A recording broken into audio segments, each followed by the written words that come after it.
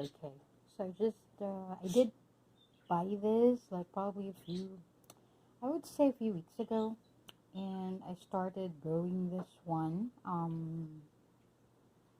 Well, I didn't see sprouts until I would say just um, last week, and so far it definitely works for me. Although I was hoping that it would be at the center part, because this one was growing like here at the side. But I was hoping it'll grow like at the center part of the box. But well, I won't complain because it did grow, for me.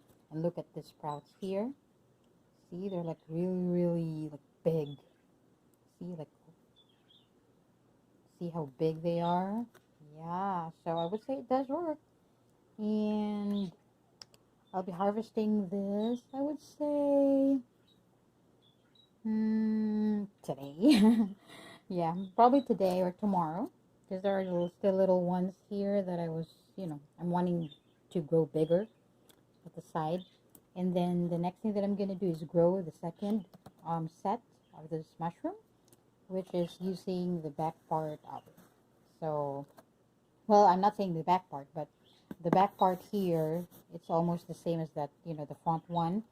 So, regrowing it is almost the same as what I did the first time. It's just that I'm gonna use the back part here that it's like not disturbed. You know what I mean?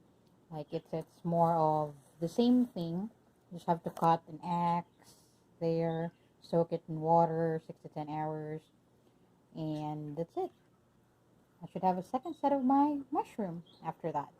So I would do recommend this one. It's really really cool. It's neat. And they just follow the instructions. I know it can be a little bit confusing at times, but just follow the instructions, reread them a few times so you can understand, or even look at or watch the video that they have, and it does help, because this one really works. So I mean, it's not a waste of the money. Bought it for like $12. It's like the little one, the little kit, so it does work. And I'll regrow my second batch of mushrooms. So yeah, thank you and happy growing.